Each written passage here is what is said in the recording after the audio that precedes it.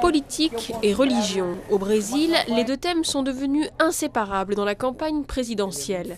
À leur carrefour, la question de l'avortement qui reste illégale, sauf en cas de viol ou de danger de mort pour la mère. Pour ce pasteur évangélique de Rio, le second tour se jouera dans les églises. Je vous le répète, l'Église évangélique va décider de cette élection. Depuis le début de la campagne, les messes se sont politisées.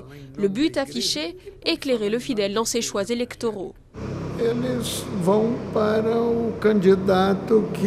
Les évangéliques voteront pour un candidat qui a de l'expérience politique, qui n'a pas eu de scandale dans sa carrière et qui ne change pas subitement d'opinion pour gagner notre vote. S'il ne la cite pas, c'est pourtant la candidate du Parti des travailleurs qui est visée.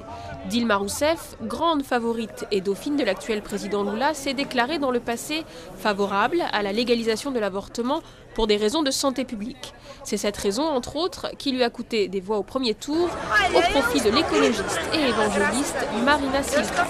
Face à la résistance portée par les églises brésiliennes, elle a donc revu son discours et se déclare aujourd'hui avant tout en faveur de la vie. Un changement de ton qui ne convainc pas les fidèles de cette église catholique. Je ne les crois pas beaucoup. Ils se disent catholiques ou évangéliques juste pour gagner des votes. On doit voter pour les propositions d'un candidat, pas en fonction de la religion. Les défenseurs des droits des femmes critiquent cette offensive religieuse, mais ils accusent également Dilma de céder à la pression. Ce qui ne nous plaît pas, c'est le côté « Oh mon Dieu, je suis en faveur de la vie ». Tout ça, ce sont des discours qui n'ont pas lieu d'être. Car le Brésil est un pays laïque.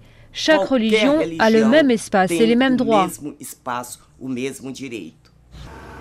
La foi est récompensée au Brésil et à l'approche du second tour, les candidats multiplient les visites dans les églises. Les derniers sondages donnent une avance claire à Dilma Rousseff, mais sa victoire dépendra en partie du report des 20 millions de voix de l'écologiste Marina Silva, dont celle de nombreux chrétiens.